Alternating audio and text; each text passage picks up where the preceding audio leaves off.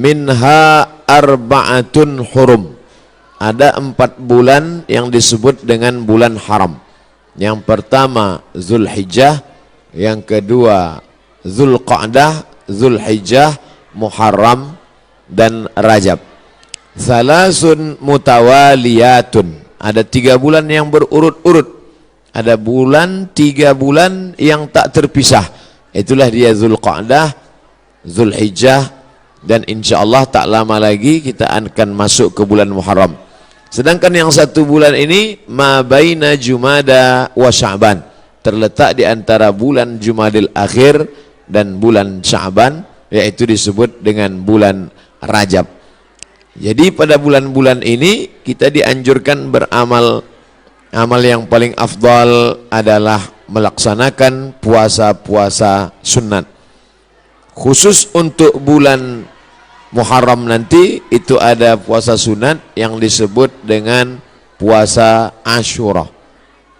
Jadi kita catat tanggalnya, insya Allah nanti tanggal 1 September itu bertepatan 1 Muharram, berarti nanti pas pada tanggal 9. Yang paling bagus puasa itu tanggal 9, 10, 11.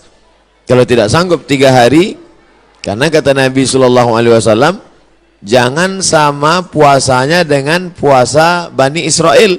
Khaliful Yahud. Bedakan puasa kamu dengan puasa orang Yahudi. Orang Yahudi itu puasanya cuma tanggal 10 saja. Maka supaya kita beda dengan Yahudi, puasa 9, 10, 11. Kalau tak sanggup 9, 10, 11, pilih 2 hari saja, 9, 10.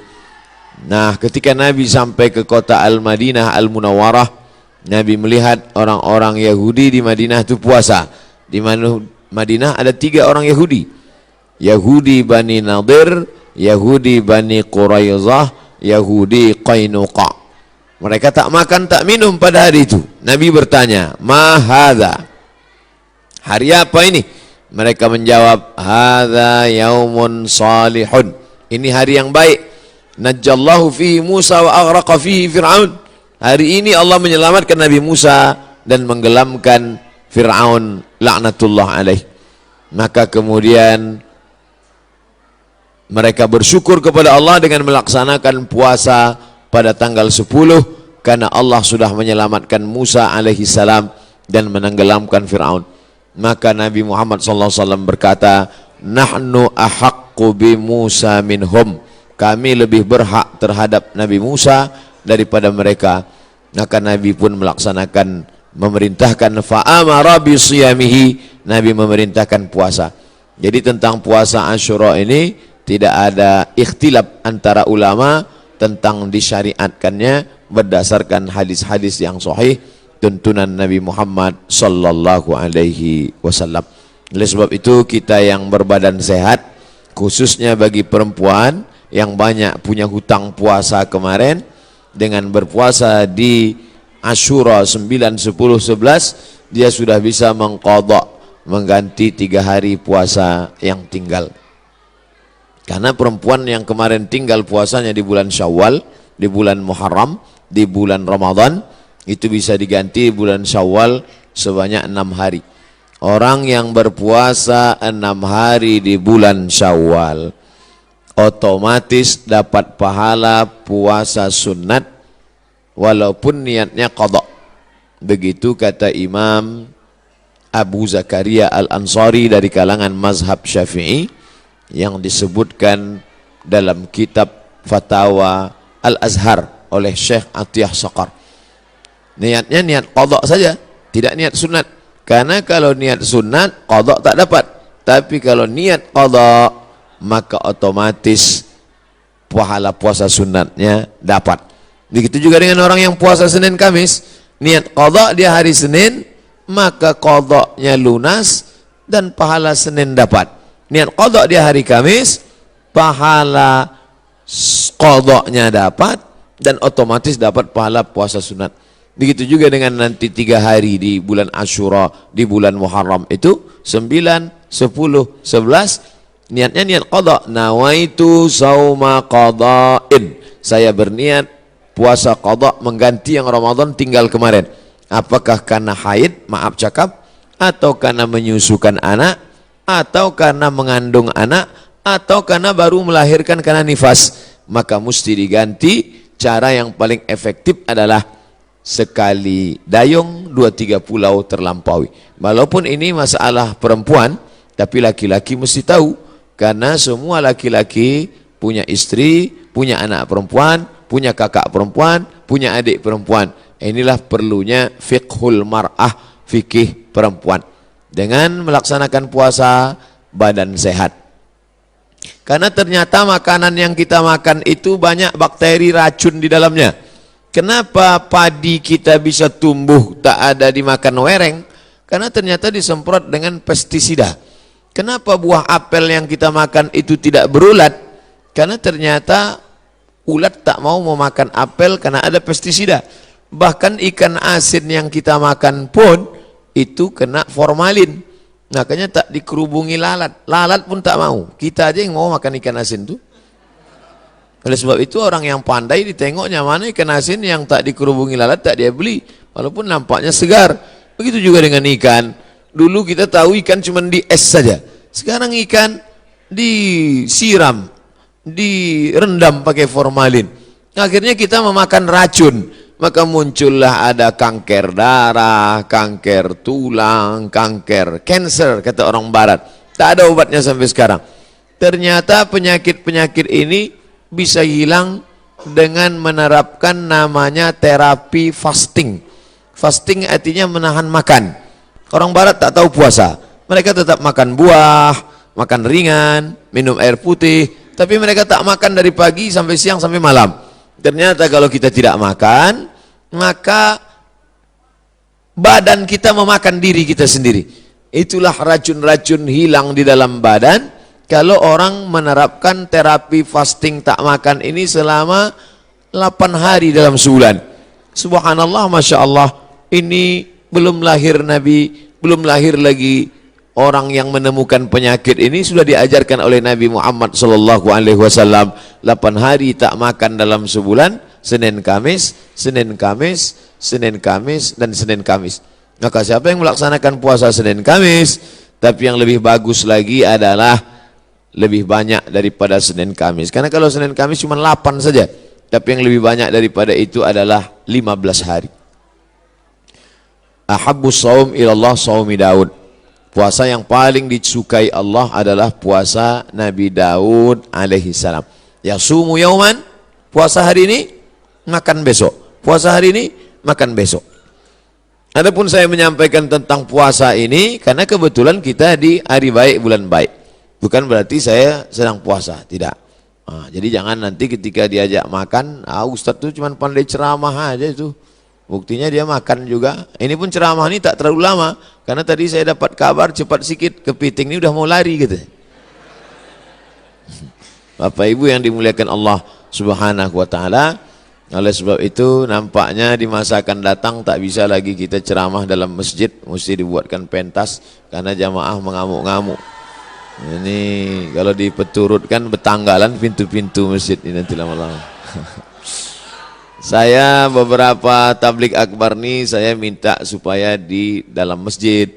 Karena kalau di keramaian ini dibuat pentas, orang ramai, tak semuanya senang. Banyak juga yang takut nengok orang banyak. Nah, jadi saya minta ke panitia dalam masjid aja. Biar supaya tenang, lebih sejuk. Rupanya masyarakat tak bisa dibendung. Nah, inilah buktinya. Mengok, melimpah ruah. Kasihan. Di masa akan datang nanti panjang umur, sehat badan, kita buat di stadion lapangan sepak bola. Untuk hari ini sabar-sabarkan aja dulu. Nah, jadi yang di luar menengok, tengok aja lah layar TV itu sama macam menonton TV One hari biasa. Nanti saya sampaikan, selesaikan dulu pesan-pesan ini. Setelah itu nanti saya jawab beberapa pertanyaan. Setelah itu kami pun akan langsung menuju airport karena saya akan berangkat pulang. Ini tausiah yang terakhir. Mudah-mudahan tausiah yang terakhir ini yang terbaik insyaallah. Jadi intinya pulang nanti Bapak Ibu sekalian, bapak-bapak sampaikan pesan ke istrinya supaya mengganti puasa. Nanti kalau ada yang bertanya apa isi ceramah Ustaz Somad tadi, supaya kau ganti puasa. Karena suami disuruh Allah, ya ayyuhalladzina amanu, wahai para suami, qu anfusakum, jaga dirimu, wa ahlikum, istrimu, anakmu, naro, jaga dari api neraka, yaitu dengan melaksanakan puasa. Ibu-ibu, perempuan-perempuan banyak tahan makan, tahan minum. Apa nama programnya? Diet. Dia mau diet, kurus. Diet, tahan makan, tahan minum. Tapi orang diet tak dapat pahala. Tapi kalau orang puasa, dua-duanya dapat. Pahala dapat, qadha lunas, pahala sunat dapat, diet menyusul. Dengan syarat jangan diganti di waktu malam. Karena banyak juga mengqadha puasa di waktu siang, mengqadha makan di waktu malam. Nah, tak dapat apa-apa. Oleh sebab itu maka badan sehat, otak sehat, orang yang sedang melaksanakan puasa menanamkan takut kepada Allah Subhanahu wa taala. Takut menganiaya orang, takut menengok yang haram, takut membicarakan aib orang. Kalau sedang puasa Asyura itu nanti mana ada orang mau membicarakan aib orang lain? Ibu-ibu yang ditelepon kawannya cerita tentang tetangga, anak si fulan, istri si fulan, tak mau dia bicara. Jangan bicarakan aib orang lain, stop. Nanti malam baru kita bahas, kata dia. Haram, tak boleh. Man lam yada qaulaz zur, siapa yang tak meninggalkan cakap kotor, cakap yang tak baik, membicarakan aib orang lain, menganiaya, falaisa lillahi hajatun fi ayyada ta'amahu wa syarabahu. Tak ada gunanya dia tahan makannya, dia tahan minumnya kalau tidak menahan cakap kasar, aib, ghibah, namimah. La yadkhulul jannatan lamamun, tak masuk surga orang yang membawa-bawa cakap orang. Cakap si A tentang si B disampaikan oleh si B kepada si C, beradu kepala si B dengan si C gara-gara si B. Oleh sebab itu dalam hadis dikatakan Nabi membelah pelepah kurma, Nabi tusukkan ke suatu makam. Sahabat heran, kenapa kau tusukkan pelepah kurma itu ya Rasulullah? Kata Rasulullah, ini orang yang di dalam kubur ini sedang kena azab. Azab apa? Azab kubur. Itulah makanya sebelum salam kita berdoa, Allahumma inni a'udzubika min azabi jahannam wa min azabil qabri. Minta jauh dari azab kubur. Kenapa dia di azab kubur ya Rasulullah? Ada dua dosa dia. Yang pertama, kena azab kubur karena namam, membawa-bawa cakap orang. Oleh sebab itu kalau lidah ini terpancing mau bicara aib orang lain, stop, diisi dengan zikir, tasbih, tahmid, takbir, tahlil. Tasbih, subhanallah. Tahmid, alhamdulillah. Takbir, Allahu akbar. Tahlil, la ilaha illallah. Kalimatani, dua kalimat. Khafifatani alal lisan, ringan di lidah. Thaqilatani fil mizan, berat pada timbangan hari kiamat. Habibatani ilar rahman, disukai Allah. Subhanallah bihamdihi, subhanallahil azim. Subhanallah bihamdihi, subhanallahil azim. Subhanallah bihamdihi, subhanallahil azim.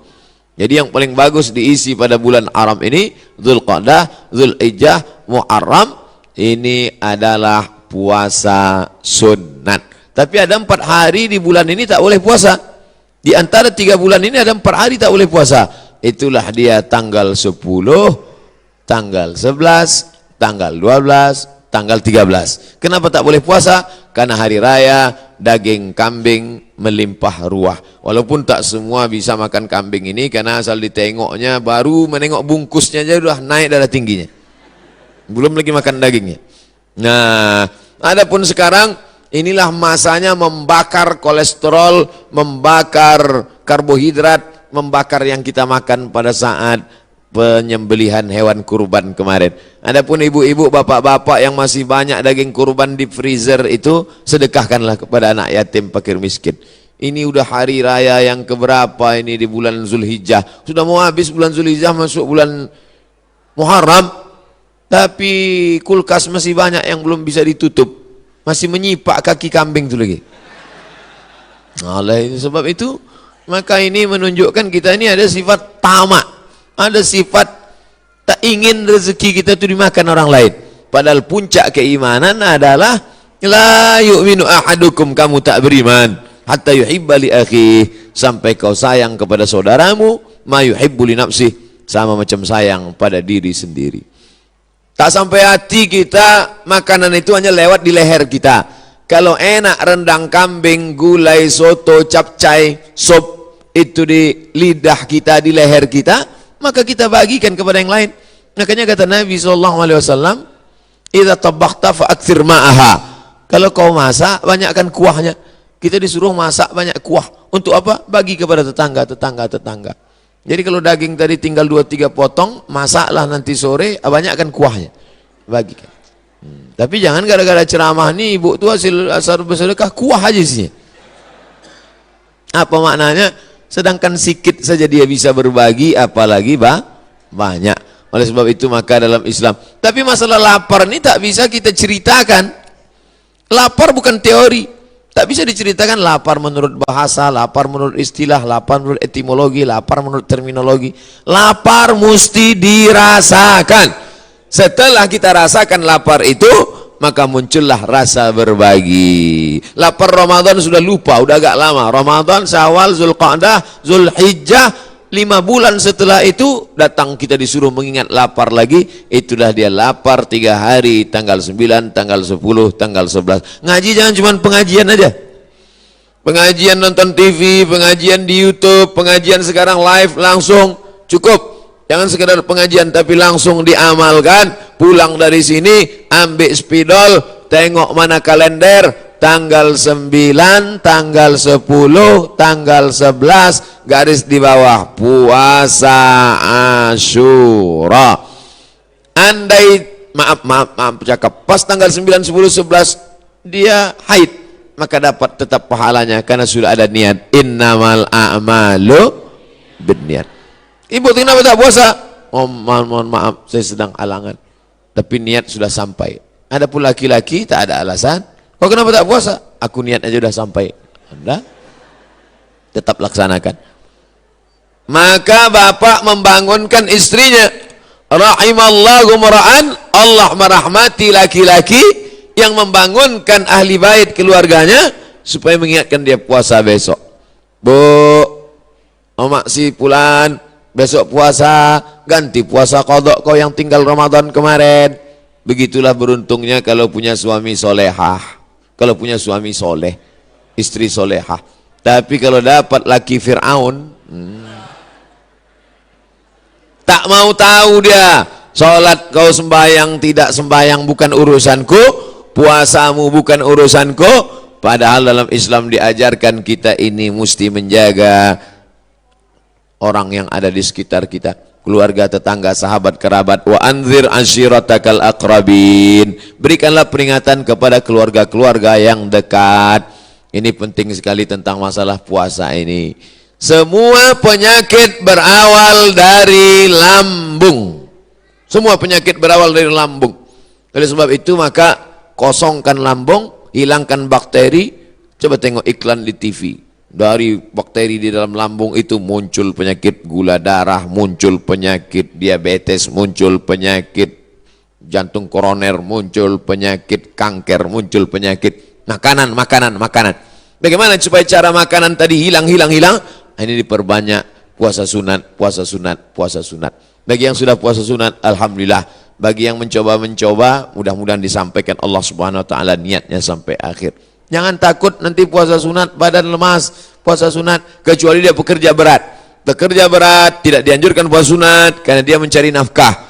Bapak-bapak dari tentara, kepolisian, dia berat tugas. Polisi lalu lintas, kalau dia puasa tak sanggup. Jangan untuk menangkap, mengembus semprit itu tak sanggup.